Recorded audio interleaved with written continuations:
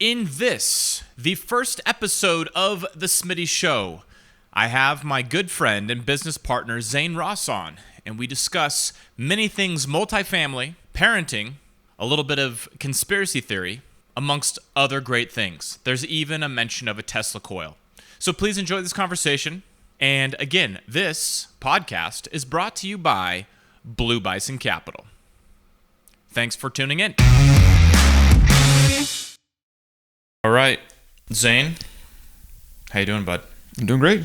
First thing, what was your workout this morning? Shoulders, and the phase I'm in is called By Any Means Necessary.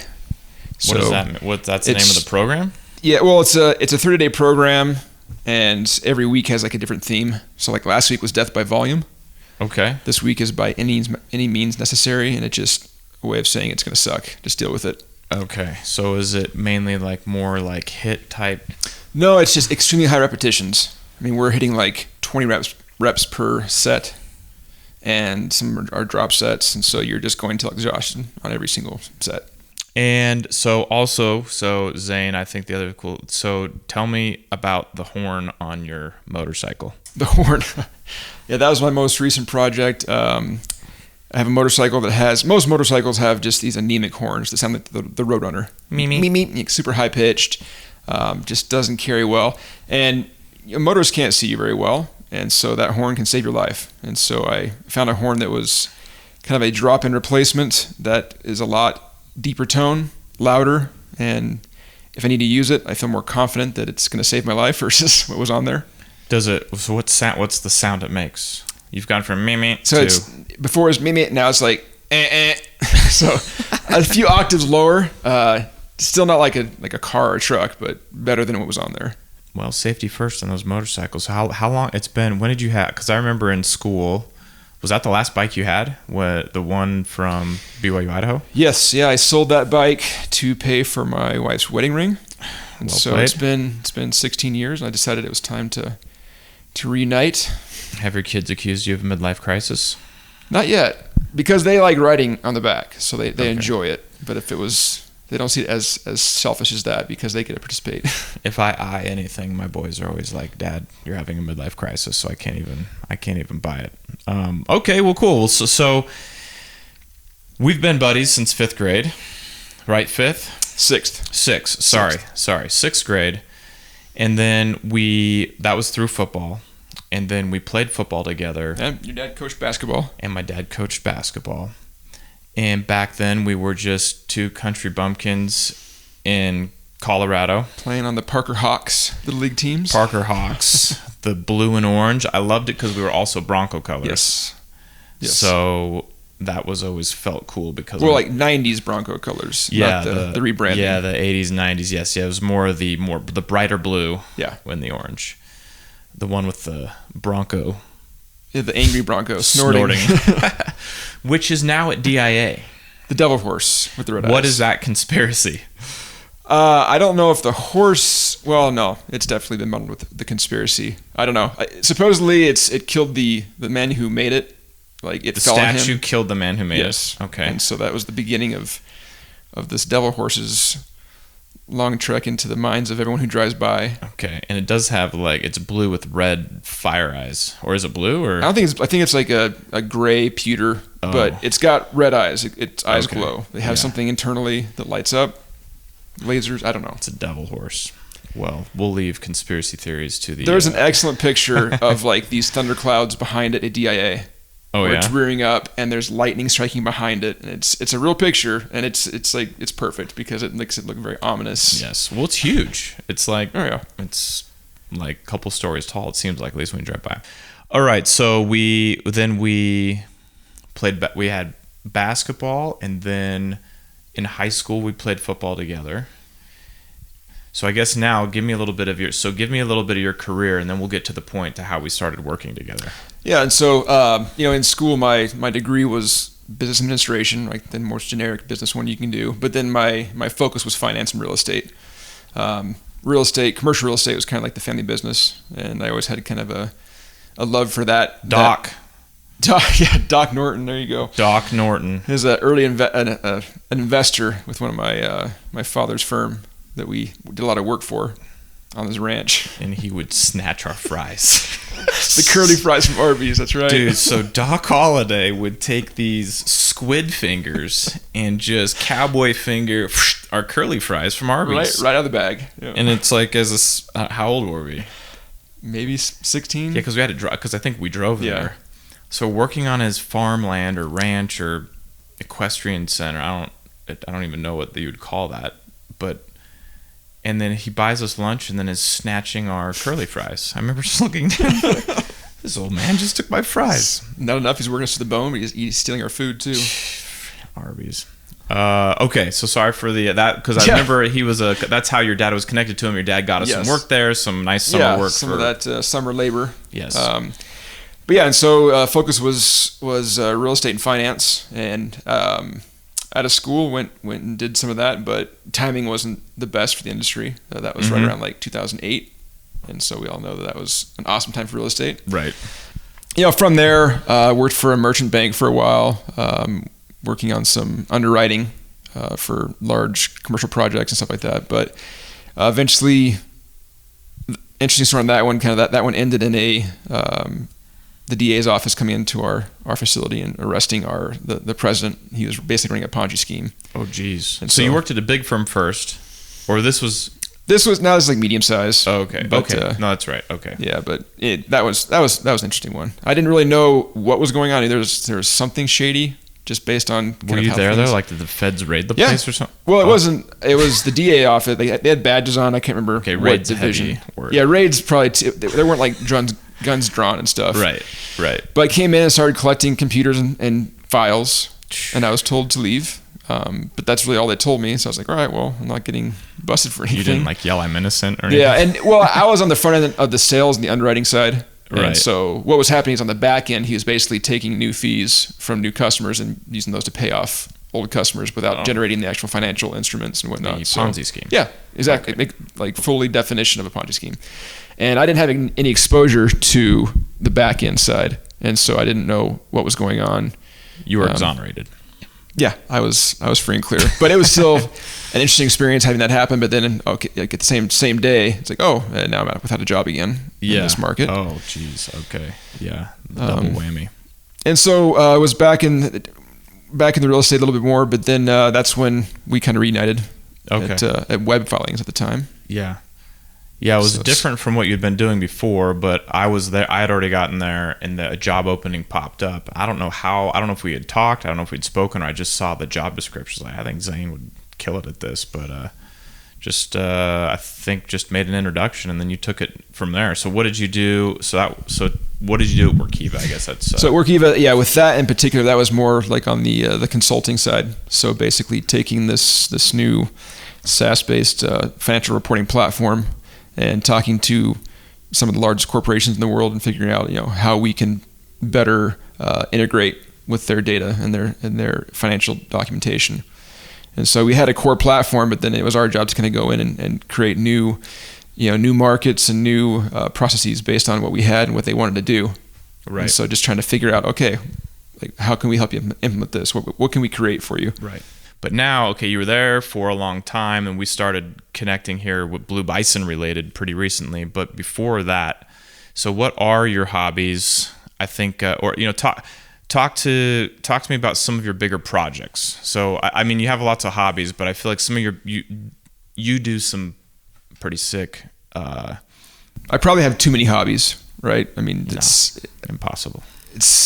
I can't dedicate the time I want to all of them, right? But I'll take turns in my priority list. But I'm an avid shooter. Like I love to shoot, outdoorsman, hunting, fishing, camping, all the above. So right. Like that's for me. Like I know you love golf. Like for me, yes, firearms and shooting is my hobby that masquerades as a sport. It's very expensive, but it's still fun. Love it. But some of the more exotic stuff, like.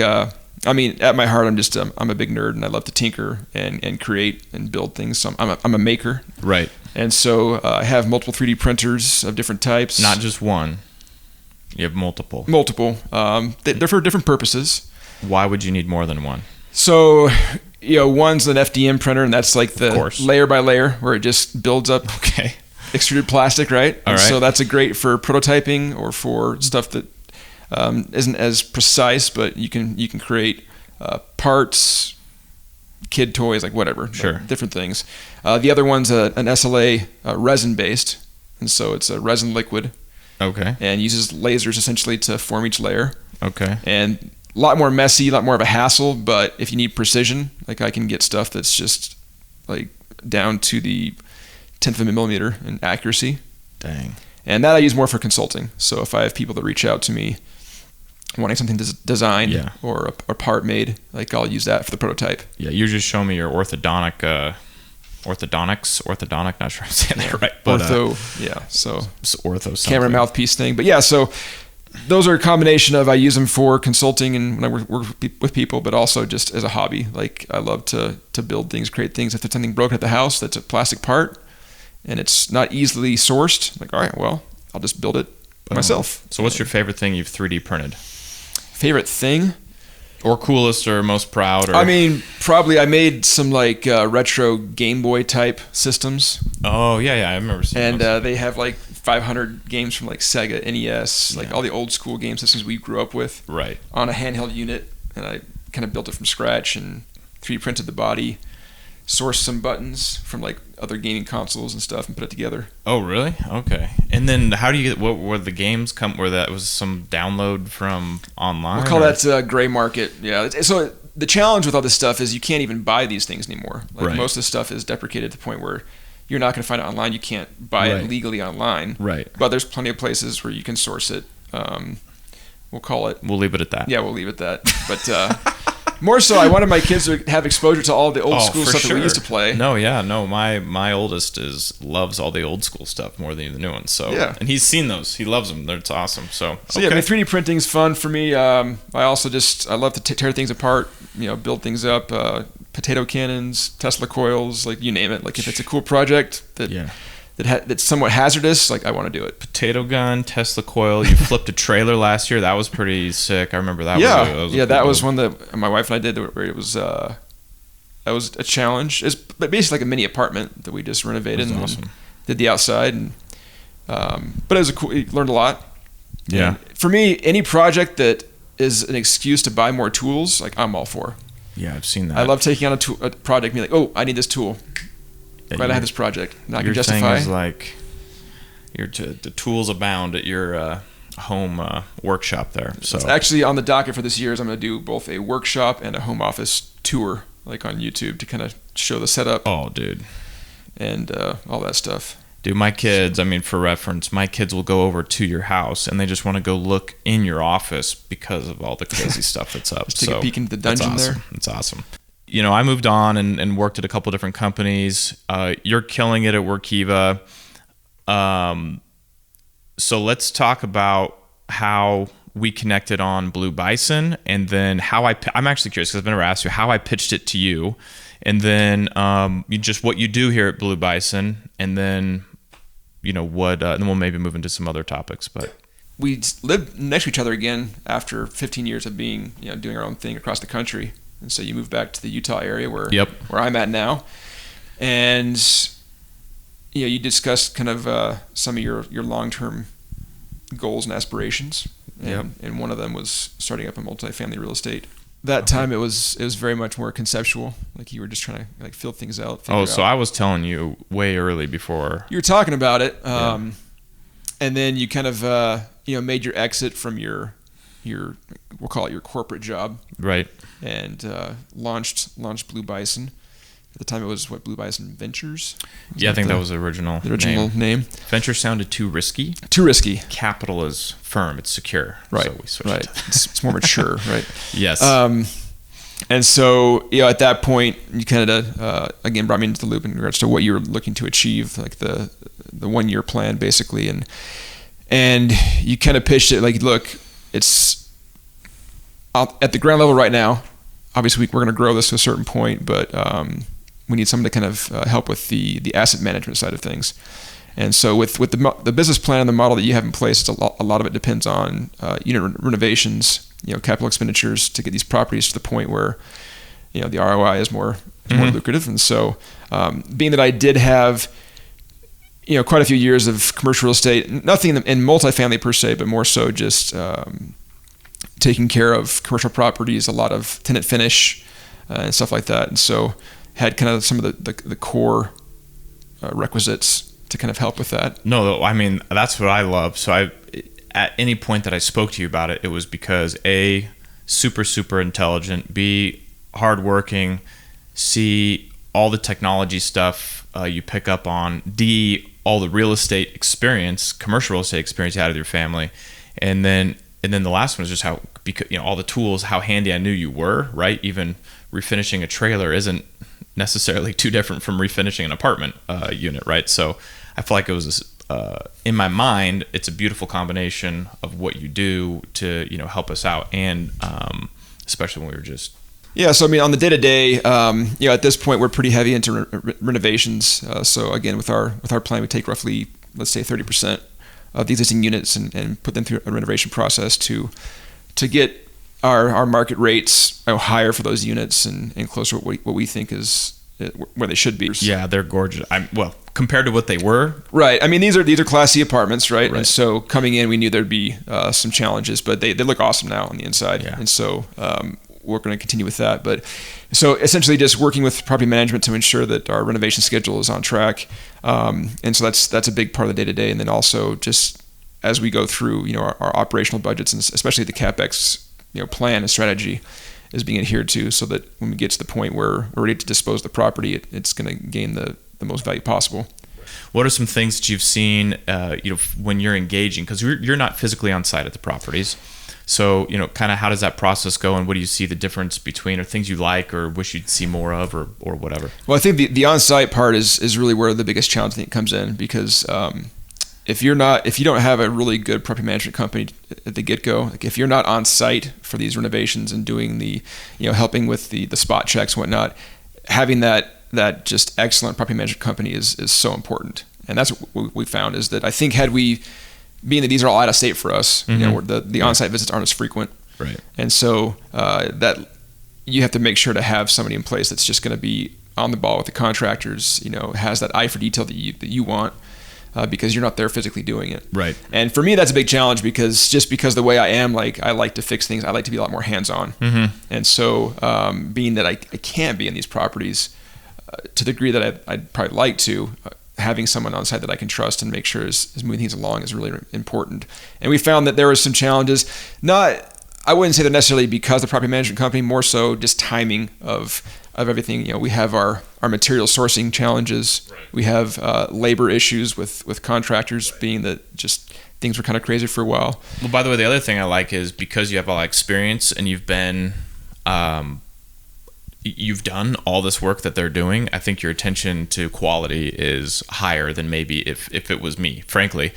Right. So I might look at something and be like, okay, looks okay. I mean, I feel like I have a better eye, not better than you. I'm saying I'm personally better at viewing design or if it looks right. But then when you get down to the real quality of is everything cut right and everything matching up, I think you do a good job of knowing exactly. Yeah, and I think on the commercial real estate side, obviously there is a certain expectation to tenant finish, making sure that things were at a certain level. But at the same time, the projects I've done at home, and we've also flipped 3 houses. Oh, that's true. Yeah, I forgot. So you flipped 3. Yeah. I think let's add that to the resume. My wife kind of instilled in me this additional eye to detail, because there were certain things that I would do, okay, right, that's commercially good. Yeah, and she's like, no, look again.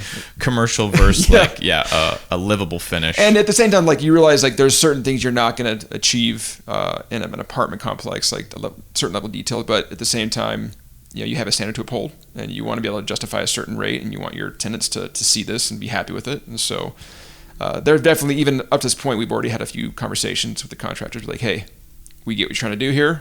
It looks good, but we need a little bit better in certain things. So I was going to ask you though, so talk about this latest rental at one of our properties. It was renting at $495. $495. So say so it's a studio, $500. Studio apartment, roughly $500 at the beginning of the year. And then this renovation, again, it took longer than we would have liked. It wasn't horrible, but just it seemed like getting bids from contractors unless you have just enormous jobs, like there was just, they didn't even want to look at it. Right. And so it was, right. And the good news is on this one now that they've started and then we've demonstrated, look, we can give you some bulk. And so hopefully we get yeah, we think that moving forward we'll be fine. And things that I think have just gotten better over the last few months. But finally got that one completely renovated, punch list done, looks awesome. And we're at what, $775 is what we just leased it for? So $495 to $775. So $280. Right? Yeah. Jeez.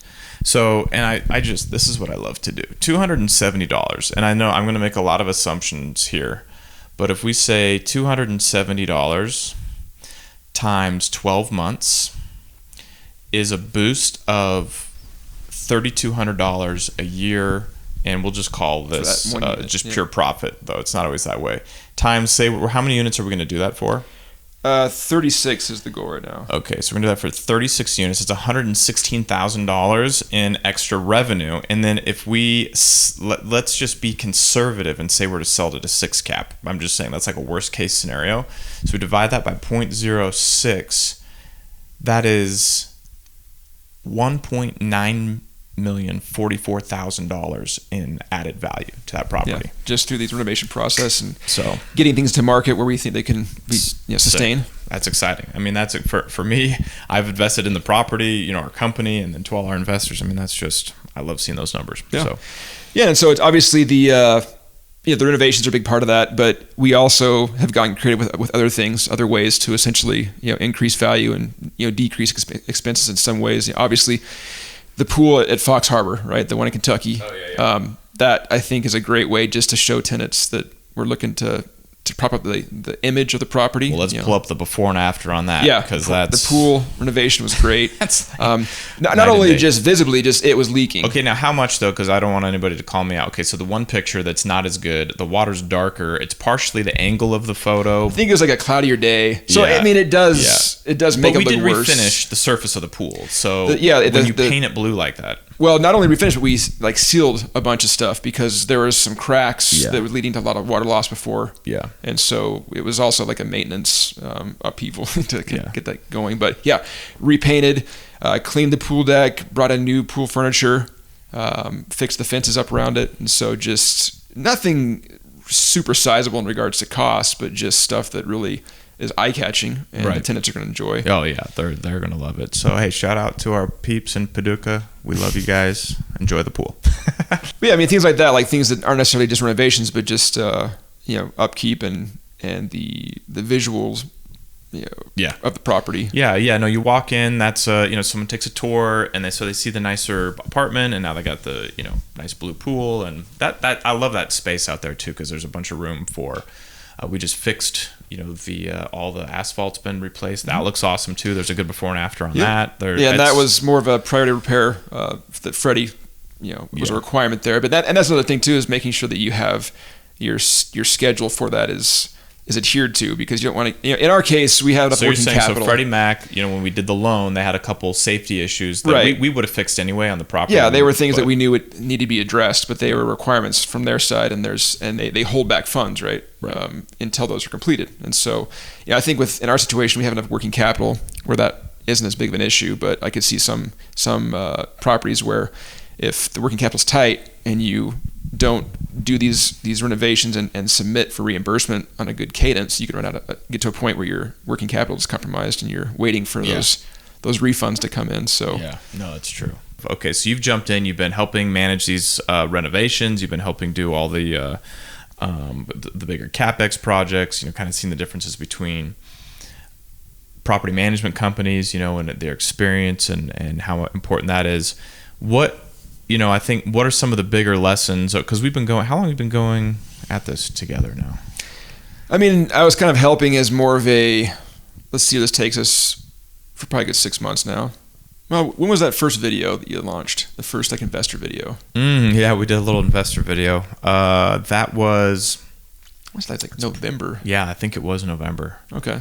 Maybe even before, because I think I partnered with my 2 current partners in November. So I think I was doing that video before. That's how I met but re-engaged with one of them. So must have been, maybe October, November. But we closed on that first one in February. But so if we started working together, I guess the real work started. Yeah, once it closed, once we had the properties. And that was 2/22/22. I'll never forget that close date. Okay, well, that's it. So yeah, that was when it officially kind of started, and kind of helping in what capacity I can right now. And it's been fun to kind of see where we've gotten the properties to, even just in this short amount of time. Yeah, just a couple months, man. We're 280 bump on rents. New pools, and even stuff like those are all obviously like very active things that we're doing to increase values. But then there's also a lot of like analysis, like on the utilities side. Like there's some properties that weren't charging what they should have for utilities, and so there's a great way there to increase revenues by making sure your expenses are in line and utilities are being paid where they should be. Yeah, it's funny because when you start digging, you can start looking at all these areas where either things are off, where you can get expenses down, revenue up. It's overlooked. Like they're not as sexy as like a renovation, right? So it gets overlooked. That's very visual. Yeah, you walk in and see it, but there's those other things for sure. So moving forward, we actually may close on a new property here, hopefully or we'll at least get the signed purchase contract here in the next couple days. When we move into that one, what are the things? Okay, this time I'm going to make sure I either do this better, we're going to do this differently, or I'm thinking about differently on this. There's a few things. I mean, I think with this, there's definitely like an economies of scale factor, right? Like we're finding that doing this type of work with let's say 100 unit property versus like a 250, like there's not a huge difference in regards to our output, but you can be more effective with these larger properties, right? So that's something that's interesting. I think as we amass more and more doors, like it's just gonna efficiencies will be gained, right? And we'll be in a good spot there. You mentioned we're transitioning to a different property management company. I think that kind of their operational style is more in line with ours in regards to kind of the attention to detail, the reporting process. And so that's going to be great. Plus they have an amazing network. Well, so they say. We'll find out how this plays out. I believe them, but it sounds like they do. But I think they have over 8,000 doors that they manage in right. States. And so they say they have a pretty extensive network of like contractors and vendors, and that's something that we really haven't had access to in these out-of-state properties. Right. And so it'll be great to be able to dip into that. And hopefully get some of our expenses in check with some of the costs that we've incurred. But again, there's external factors that have contributed to a lot of that. Like, I mean, COVID alone has been, aside from just all the fun things it's done to the world and our nation, in this particular industry, we've seen supply chain issues. Right. So material availability has been all over the place. We can't get a freaking fridge. Yeah, 8 weeks out on a fridge. Stuff like that. But then, again, also just the labor costs have been... Is it true, by the way, that the smaller ranges, stovetop and oven, are more expensive than because they're like specialized. They're not like a standardized size that you would normally see. Does that mean we just do standard and just make room for them? We could blow out they're tiny kitchens, so you're losing counter space. And the cutouts, we have to factor that in. But, I guess if there's room... I guess where there's room, we're already doing the bigger ones, but... Right.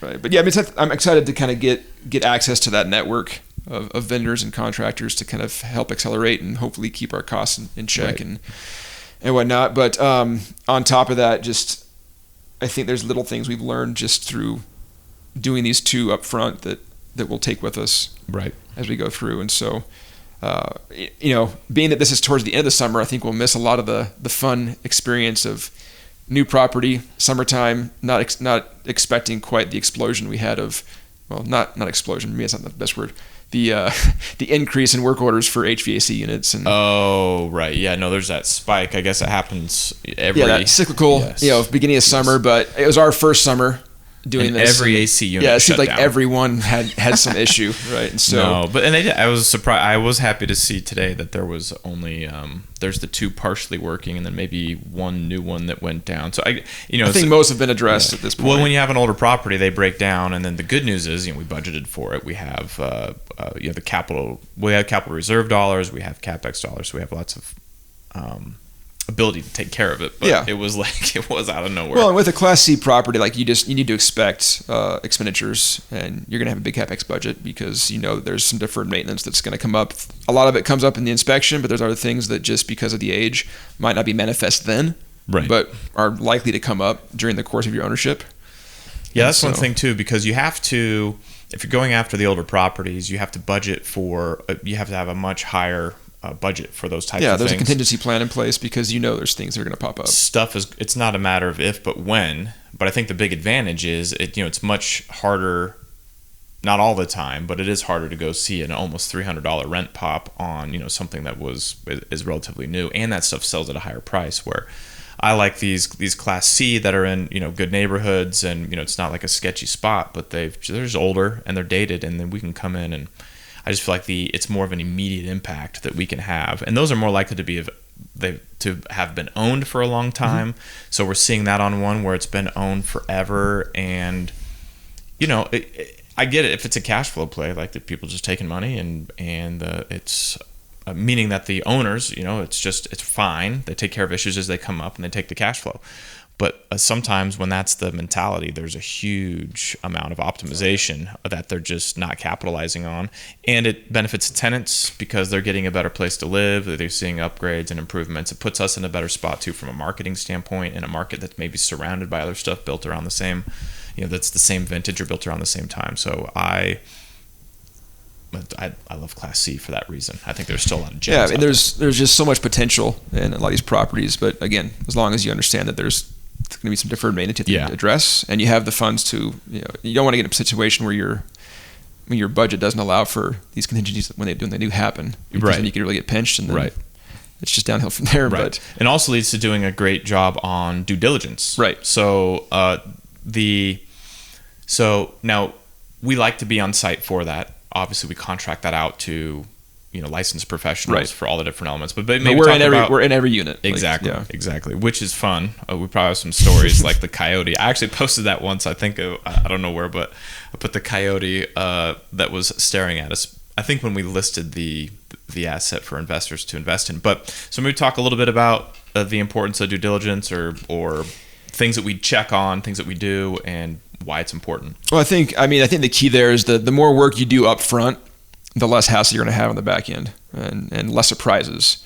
And so, like I said, we made it a point to be in every single unit. And again, yes, we're hiring a licensed professional to do the actual inspection, and as is the lender going to require that. But we want to be hands-on and be able to understand the challenges of the property, things that visibly don't manifest in a document. You need to be there to see those things. And so, not saying that every property requires that you be there. I think you should for an inspection, personally, but that's it's a big like maybe part of the one case if you've worked with the property management company or the inspection company multiple times, and so you feel confident, in what they're going to do. Yeah. It's still good to get out at least for. I mean, me personally, I can't, especially if you have an ownership stake in it, you feel like you really need to be fully vested. You need to at least set foot on the property and tour it. But yeah, I mean, so the more effort you put in on the due diligence side, inspections and obviously going through your models, it's so viable or so important that we go through that, because to have a viable operating plan as you move forward, if that work's not done to the degree that it should be, you're going to pay for it in the back end. Right. Oh, so what are the things we check? We do plumbing. They had that guy. Remember last time? That guy's just pushing on every wall. That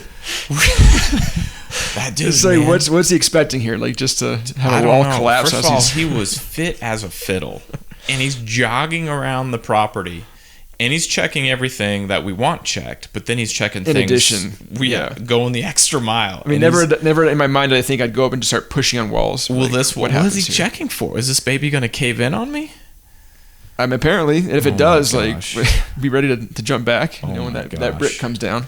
But the other thing was the guy that was doing the termite inspection. Then he sent his wife there the next day. I thought she was going to die. Oh, I felt so bad for her. Her feet were just on fire. She was not ready for. She muscled through it. I'll say that she was a trooper. But yeah, you did feel kind of bad. Yeah, because she got the heavy lifting on the first day. I think that was she was there for the first day. We cleared over 80 units in and out, easy on that first day, and so she was awesome. Did a great job. I just remember, man, we were all tired, but I just don't think she'd been doing much. Yeah, much of that. She was. I think they had adopted 3 kids, so you get to know these people, right? So you're out there. I can't remember some of the funny stuff, but that's another thing that I realized when you're doing the inspection is that a lot of times the property owner is not there. I mean, they sent a guy there for, someone from their company, the company that owned the property. He was nice. We met him, but he was there for 2 hours of the experience. The broker was there, and the brokers sometimes don't want you to find too much. They get worried. They're sensitive to the deal, and that's fine. But the broker, good guy, he was there, but he was there most of the time, but not all the time. But the person who's there, the people walking you through, and that's all the maintenance guys. People. And frankly, those are down to earth people. They know the property inside and out. I mean, you're going to gain so much more insight talking to them than you will to the broker, owner, like whatever. Everything's going to be kind of through a certain lens, right? Whereas they're going to tell you exactly the challenges, the stuff they deal with, stuff to look out for. Yeah. And they don't care you're a different entity. They know that you're, what you're trying to achieve, and they work for the other property owner, right? But they're not going to sugarcoat it. Yeah, and a lot of times though they're forgetting about that, just because they're out having a good day. It's a different day, and feed them. That's so take. Yes, we fed them twice. Yes. Yeah. Take care of those guys and treat them good, because even if they start off a little standoffish, building that relationship, you may find stuff. Well, the funny thing too, but you have to take that with a grain of salt, because remember we asked about the pool, and he's like, I'd fill it. Yeah, just fill it. He had no patience for. Obviously, there've been a lot of issues they've been dealing with, and they couldn't find the root cause. I feel like we addressed that one pretty easily, but yeah. And the other thing you don't know too is because what we did is we drained it and had someone come out and look at it. Had someone look at it, sealed what needed to be sealed, and filled it back up. But it would just go down a little bit, then you put a hose in and fill it back up. It's just like they never actually addressed the issue. They just band-aided it, and so that was. Yeah, they obviously want to do what's like the easiest maintenance-wise, and for them, in his mind, it was just make it a basketball court. Right. Yes, exactly. Turn it into a sport court. And the other thing too is in that particular instance, in that property, those maintenance individuals went with the company when they left. But like in our other property, the maintenance guy stayed over. Right. Yep. And so it's always good to maintain the relationship if that's the case. Yeah. No, that's a good point. They're still going to be on the payroll. Another one of your many talents is you speak Spanish, which helped out a lot, because that maintenance guy he spoke very little English. Yeah, he had a hard time. Now, at the same time, I don't like my Spanish is much more conversational, and so. I feel like everything construction wise, like there's a cognate for it, or you just call it the English term they know. Exactly. And so it wasn't an issue. And but you guys, I thought you guys were communicating pretty well. We are actually two guys somewhere around the age of 40, we'll say. I don't need to get too specific. But I actually wonder, so I don't know, I think we're a little bit different, you and I, because we're kind of doing something entrepreneurial later. Maybe that's not different, I don't know. It seems like in my mind, you have family and you have all those responsibilities over time. It's a little bit harder to get and to take risks and try something new. And you may go back and get, a quote unquote day job. We're trying to scale and get this to a place where we can make that an easier decision for you. But I do think it's interesting that you're in a place you do have you have your Mr. Armageddon channel where you have lots of different stuff that you're doing. But we'll have to get that at the end, right? Make sure people know. We'll put it in the notes or whatever. But there's cool stuff there for sure. But the middle career, looking at what you want to do, and even if people go back to work, but what do you think is? I feel like we've kind of done it a little bit different. Yeah, I feel like either got to start at the beginning or wait till kids are out of the house or something like that. Yeah. There's definitely like these phases that you see, when you watch these success stories, right? Of people like they usually either say, "Well, I started at 29, doing this," or it's guys that have gone through their career and they have a nest egg and they put it into one of these mechanisms, right? To start making some more passive type of income. And so, this is definitely kind of midstream for both of us. I mean, both have young families that are very active, and it can be scary thinking of, okay, well, this could be an awesome opportunity and step forward, but there's a lot of risk associated with that. Right. You know what? That brings up a point, and this is from my man Jordan Peterson. He'll never see this. But I love me some JP, but JP, when someone's talking about it, Dr. Peterson was like in his kind of Kermit the Frog Canadian Kermit, you should be scared. That we'll see how that goes over. But he did say you should be scared. I actually kind of like that, right? Because you can't just throw everything out and jump into it, right? So you have to kind of have a plan in mind. I remember when I was at my last company, I had a realization that I'm not sure this is what I want to do for the rest of my life, right? I kind of felt like I'd made it to VP level, or where I got to what my goal was. And I remember, now what? I kind of, whatever that mountain was, it might have just been a little tiny hill, but I got to the top of it in my mind. I accomplished the goal, and I looked around, I'm like, I'm not sure this is what I want to do. I'm not sure this is the peak that I want to be on. And I started thinking too, there was a chance that I might have, again, not enough to retire forever, but a chance to actually invest some money, right? So I started thinking, okay, where would I put it? And you hear there's all sorts of theories on that. But when I started looking at it, I met a guy, this is a little side tangent, but I met a guy when I was living in California, and he, wasn't working very much. He'd been, according to him, retired for a decade or more. I can't remember the exact numbers, but he was only in his 50s. I'm like, wait a minute. I feel like I maybe picked the wrong thing here, because there's this guy, he's getting rent. And so what I've come to find out, he'd been into real estate, and he was and had invested in properties for the last, 30 years or whatever it was. And I was like, oh, okay. So I started to get, interested in real estate that way, and then shifted into multifamily, but then you start thinking, okay, but I had that thought maybe 2 years even before I ended up leaving. Now, I still, worked very hard and worked to execute on what I was doing at the company, but I had to basically build a plan in my head of, if I make a transition out of this, I got to have a roadmap. I got to have a way to make it happen. That's, I think, maybe the difference between the 20-year-old that maybe I think you can take more risks at that age, because your responsibilities are fewer, and you have to be more thoughtful about it. It doesn't mean not do it. It means just kind of start, so I signed up for the program and started learning about it. I started looking for my own properties, maybe on a smaller level than what we're doing now. And that was a buildup of 2 years before I even left. And then fortunately I felt like I had enough saved up even to take some time and see if we could make this work. Right. Yeah. So it takes maybe more planning as I guess if the risk tolerance. And I think what it comes down to is you have to decide, like you said, you thought this is not what I want to do the rest of my life, like the whole corporate ladder climbing and getting to a certain point, and I definitely felt kind of the same just through my last decade. Just again, great experience. I think learned a ton, enjoyed what I did, but also knowing like I don't know if I want to do this long term. And it's funny because we had that conversation with our kids. We're trying to get our kids to be more entrepreneurial and start their little businesses, and it's actually going great. Sounds like from both our sides. Like both our kids are taking off on doing stuff. And dude, I love it. How happy were they? Oh, so you did the garbage cleaning? Yeah. I helped my son make some flyers to do some garbage bin cleaning, and he's already gotten he's got quite a few customers. Really? And, yeah, we made flyers, and I did both like a Facebook post to like local people. Okay. And then went to a sign shop, and for $5 they printed out like 100 flyers. Using that social. How did you find the customers? So the Facebook one was mainly people like in our local neighborhood. Like we have like a neighborhood / church. Yeah.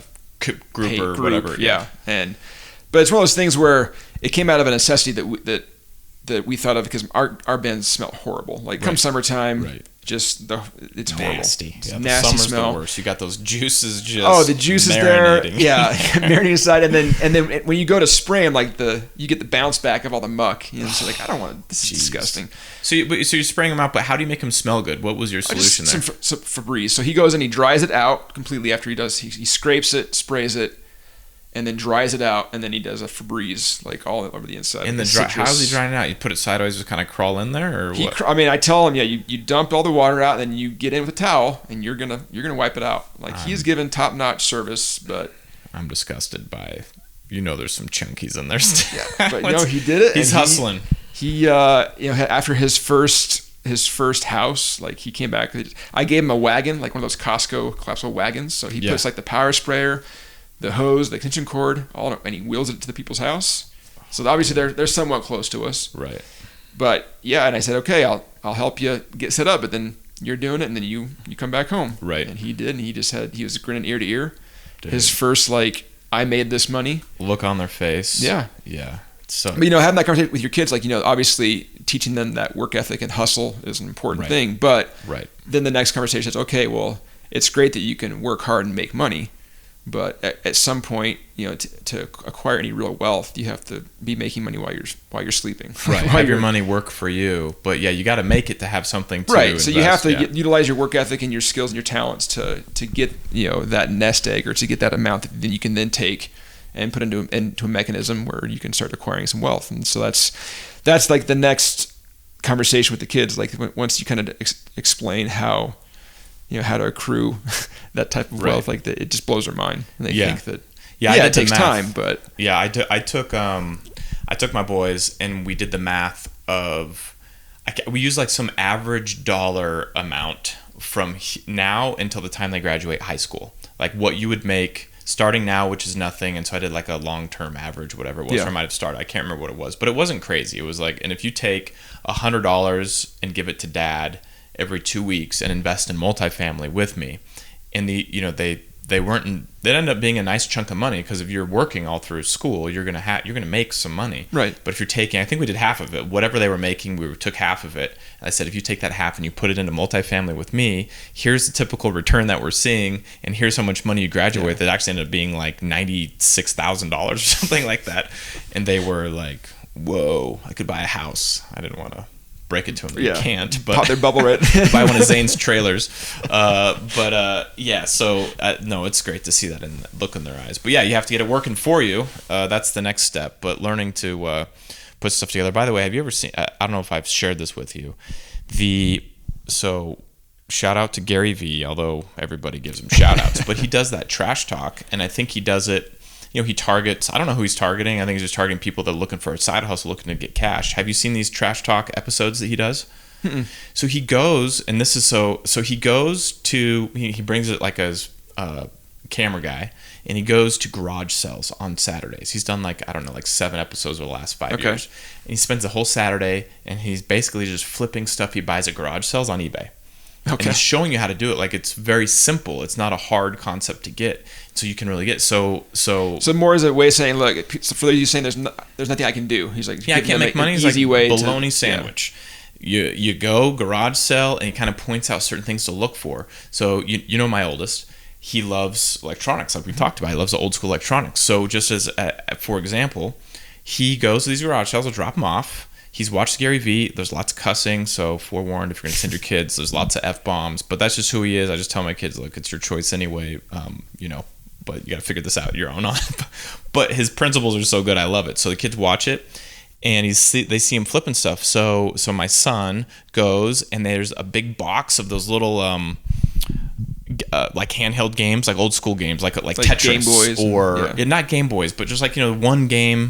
Oh, the single game. Old arcade game. Okay, yeah, cheap stuff. It looked like very cheap stuff. It looked old, and they were trying to sell them all for like, I don't know, like $2 or $3 a piece. I can't remember what the box said on top of it, but it was a lot of money. But then I said, I was with him, and my only suggestion was maybe you can get the whole box and just see what's in there. So he goes, he's a ruthless negotiator. I think they said, I thought it was ruthless, I don't know what they said, $20, $30. He offers them, I think 5, and they settled on 7. So for $7, he buys this box. He just listed I gave him access to my eBay account. He just listed it, and he sold multiple things, but the one I was most excited was one of those games sold for $39 on eBay. Oh, nice. So you have the person pay for shipping. He packages the whole thing, brings them up here to my office, just asks me to ship them. And you just use you find something similar on eBay, then you can basically repost similar with your own pictures. Copy the description. And it's like, here's a kid, that he's 13 years old, and just he loves it. And so turn profit. Yeah, it's awesome. So anyways, that's a fun story. So yeah, you gotta, but now it's time to think long term, right? You gotta get that money working for you. I'm gonna check time here, because speaking of kids, we have football practice to get to, and you have, I don't know what you're doing. Oh, actually, tell me what you're going to after this. I'm going to Muay Thai. So yet another hobby. I don't know if I'd call that one a hobby. That's more of like maybe it's a hobby. I don't know. It's self-defense. You're almost it's a 6 combination feet. You're 230 pounds of muscle. I'm not sure who you're defending yourself. No, I think it's more. it's a fitness thing, right? Like it's like even the warm up, like I'm dripping sweat by that point, which is not hard for me. I'm a sweater when I work out, but it's an incredible workout. But more so, just I think it helps me let off some steam. It's probably like the best way I've found to really keep like the stress in check. Yeah. It's like a. I get it. Working out is like it's a form of meditation. It has to be. I don't know what the science is behind it, but it seems like it's got to be good for you. And I count it as my cardio. Like I hate cardio. Yeah. Doing real cardio. So I have a garage gym. I do my weights in the morning early, like 4:30 I'm up doing my weights, but then I don't do cardio. But this is like a cardio workout. So because it's constantly it's constant high frequency and your heart rate's super high. Yeah. You're bouncing around on your toes and you're cracking people in the head. Perfect. I love it. So we'll maybe that's a good place to stop, man. So thank you for being here, for being my friend. Dude, I freaking love you, man. We've had a long history together, so this has been some interesting stories that maybe as this progresses we can share. Yeah, we'll delve into those when we're not so worried about our reputation. Reputation, whatever. We're a squeaky clean crew over here, but this has been fun, man. So thank you and appreciate you coming on, and hopefully this will add some value to some people's lives. We covered it: parenting, multifamily, 3D printing. Yeah, hustling. It's all in there. All right, man. Well, thanks. Yeah, guinea pig patient zero. So signing out. Someone had to do it. All right, thanks, man.